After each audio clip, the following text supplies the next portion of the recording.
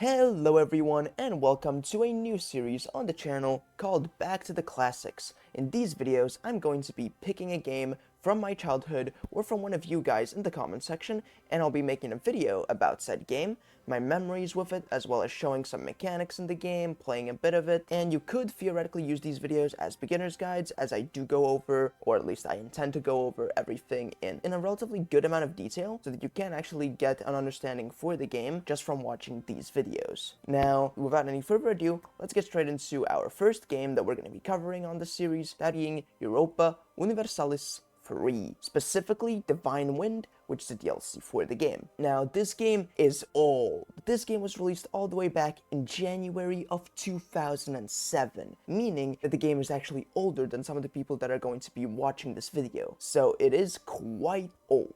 On a bit of a side note, you do need to have DLCs for this game. The game is basically unplayable on anything but the Divine Wind DLC, just because for a modern audience, the game just looks incredibly bad. I'm gonna have a photo up on screen of what the game looks like. Yeah, it's not good. So yeah, once you do have the Divine Wind DLC, it becomes really good, but that does automatically mean that the game is more expensive. So if money is an issue, then I suggest staying away from this game and just getting Europa Universalis IV, which will work straight out of the box. I have played a bunch of Paradox games. I've played Europa Universalis III, of course. I've played Crusader Kings 2.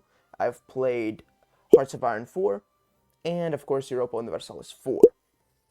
So I do have a decent amount of experience with Paradox interactive games. In my opinion, out of all of the Paradox interactive games I have played, this is probably the best all-around game that they've made. I really like the individual control aspect of the units, which isn't really a thing in some of the other games. For example, in Hearts of Iron 4, there's just too much stuff to worry about. You can't exactly focus on moving this individual unit and watching a fight play out. Whereas in this game, you can absolutely do that. In fact, that's the intended way to play. So here, I'm just going to cover a little bit of the basics on what you can actually do. So for the start, you want to go over to this can change slider icon, and you just want to click on it, and here you'll see a bunch of different stuff. You can read through all of the different buffs, but it doesn't really matter at the start unless you're going for trading, which you will not be doing as a brand new player, just because it's a bit complicated to set up for the first time. Your only real options are quality, land, and centralization. Those are your only real options, and maybe free subjects if you want to start building towards late game immediately. But not going for free subjects, especially in this scenario where you're already full on serfdom, it can just be better to keep free subjects for a little bit later once you change your form of government and you have a little bit of less time in between changes. So for me, I'm just going to go one step towards centralization, and here you'll have some revolts sometimes. You can read all the different things that can happen. You can see country destabilized, you can see large revolt, and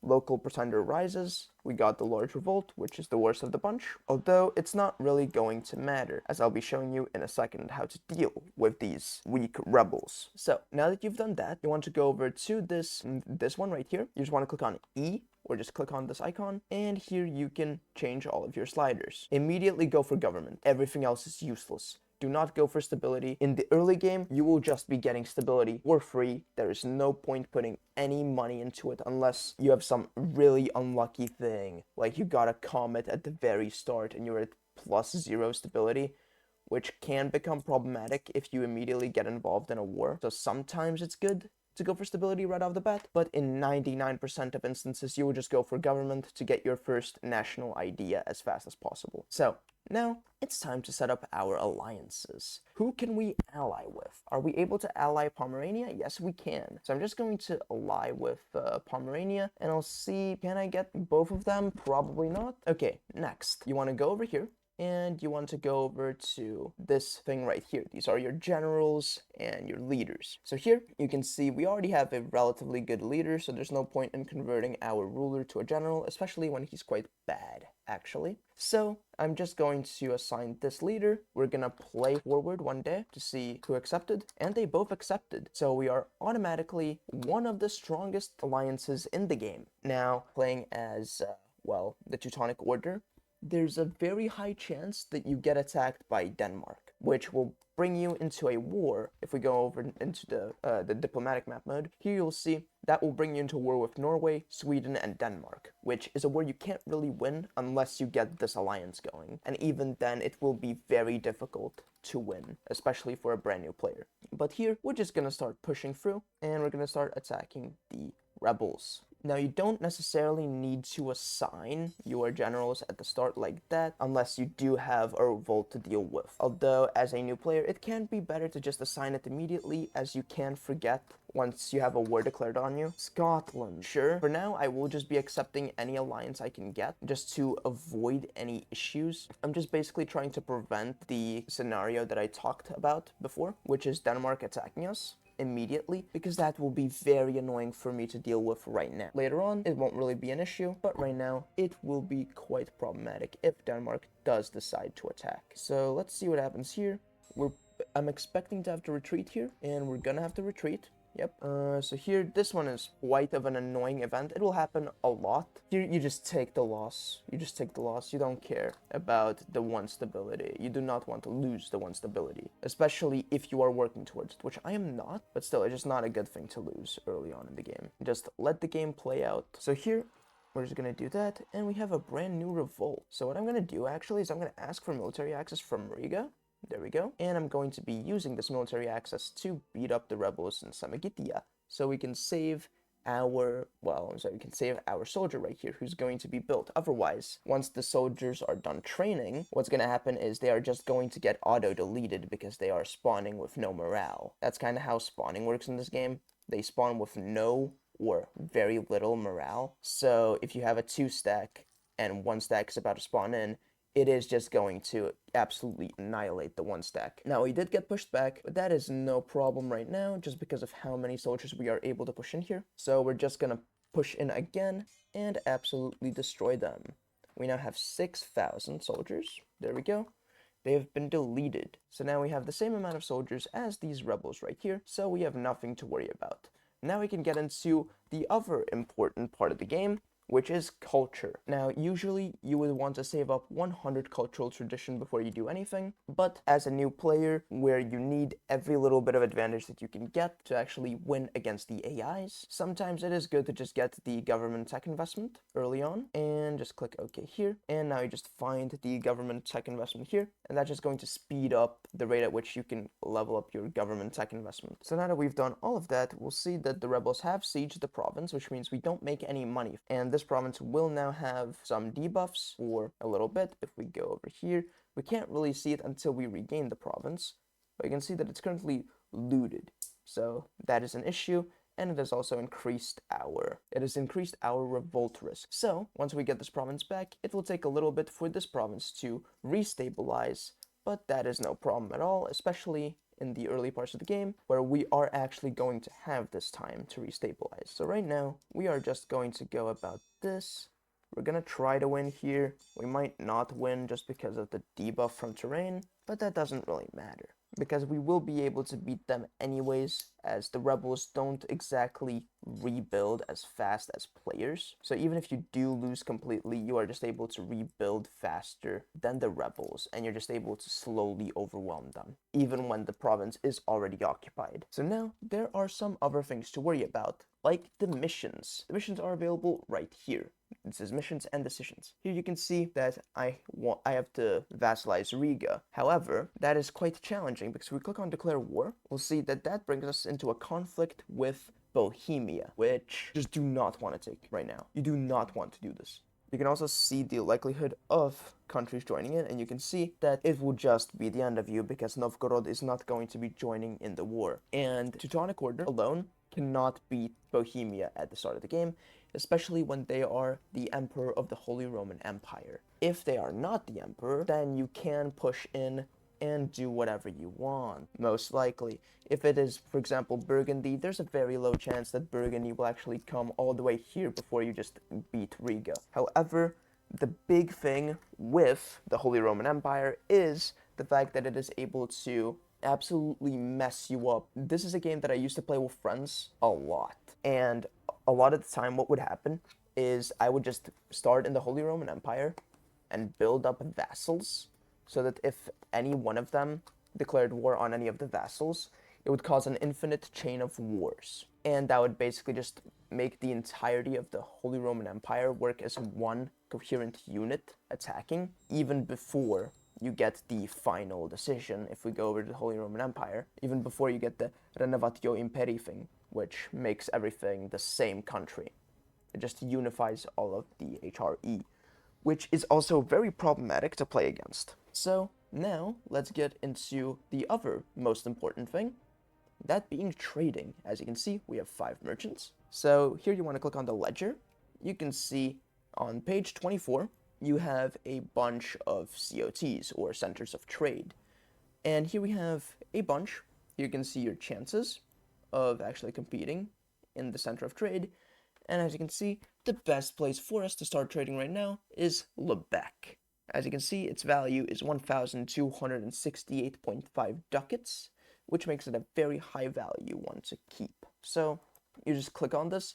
This basically sets the priority. If you have a bunch of trade centers, then this will prioritize it over the red ones, and the red ones will only go up to level 2 or level 3. But if you set it to green, it will just be the highest possible priority, and once you do unlock monopolies, it will go for the monopoly whenever possible. So that sometimes needs to be micro-controlled, but it's usually just best to leave everything on green, to leave everything at the highest priority, and make sure that you have all of the very good trade centers that you can access and that you are trading in them. So here, we have just beaten the rebels. If we go over to our investment right here, we can see that it hasn't registered yet, and there we go. Now we can put 12 ducats into government. So now that has basically sped us up by 4 entire years. We're going to be able to progress a lot faster than usual because we started trading early. So now, if we keep Lubeck, we are going to have a massive advantage over other players. However, we do have an issue right here, and that is the percentage.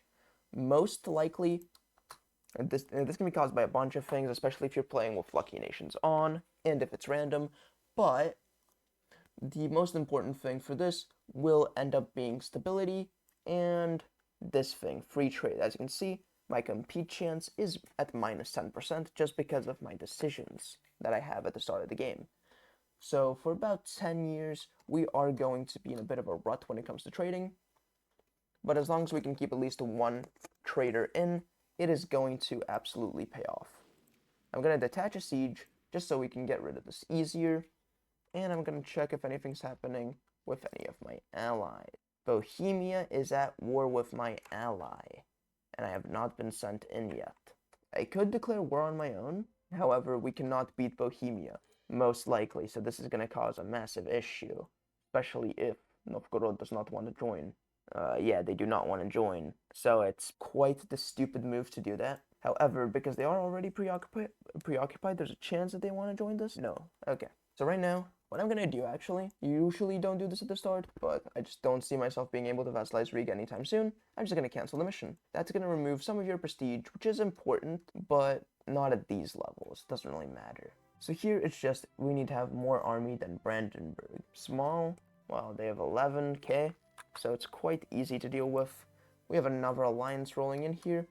We are quickly becoming the most powerful bloc on, well, the continent. We are very quickly becoming the most powerful alliance. If we go to Y, we can see it is getting quite expensive now, and we should basically be safe from like 99% of countries, because most countries will not be stupid enough to actually attack you when you have everything going for you. However, if you do ever fully disband your army or your allies abandon you, you are going to be in trouble. I've had moments where I'm just playing very chill, and I just decide, okay, you know what, I'm just gonna relax for a bit, I'll dissolve my military just so I can put more stuff into economy, and then, like, half of Europe just declares war on me because I'm no longer strong enough, at least according to them, to defend against these attacks.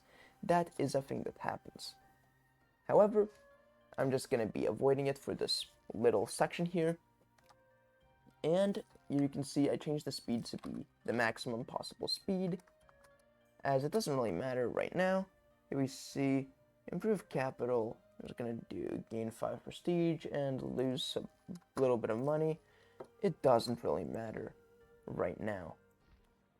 Here we can't really trade, it just won't work, and we're also spending everything on keeping ourselves in Lubeck. We are surviving, barely, in Lubeck. You know, we have 56% at tier 3. So we are able to keep ourselves in Lubeck for quite a while. And we've unsieged the province. Now, what we can do, this will not matter that much early game, but it will be really beneficial down the line, and that is turning off maintenance, which basically means that you cut your military spending in half. Because you don't necessarily need maintenance when you're not actively involved in a war. For me right now, there's not that much I can do with this extra money. All you can realistically do is just wait. So you get 4 magistrates, which we will have in just a bit. We have more stability now, so we are going to be able to trade a bit better. And there we go. Now we can do a provincial decision. So if we go over here and go over to provincial decisions, we can see expanded bureaucracy. What's going to happen is if we go here, we will lose a little bit of tax, but we're going to get a lot more yearly magistrates. And these are important because they dictate your culture, which allows you to develop way faster in the game. So it is quite important to always have as many of them as possible. So always keep that in mind. And yeah, basically, we are now off to a really good start. A really good start. I have basically set us up for the perfect game. And if you do want to see me continue this playthrough at some point, then don't forget to like and subscribe and leave a comment. And I'm going to be back with another video, similar to this one, but talking about a different game very soon. But if you do want to see the Teutonic Order conquering the entire world, do leave a comment, because I do actually enjoy the game, and yeah, I'll be seeing you in the next one. Peace. Did you enjoy that video and want to support the channel? Well, now you can with our $1 membership tier. As a channel member, you'll get a shout out in every long-form video I make, just like this one. You will get early access to new long-form videos, sometimes days and even weeks in advance. You'll be able to vote on video topics every once in a while, and you get some cool badges and new emojis as well. If you found any of that interesting, go check out the top link in the description for the full list of perks, because I did not list everything, and yes, there is more. This is the highest value for the dollar membership on the platform.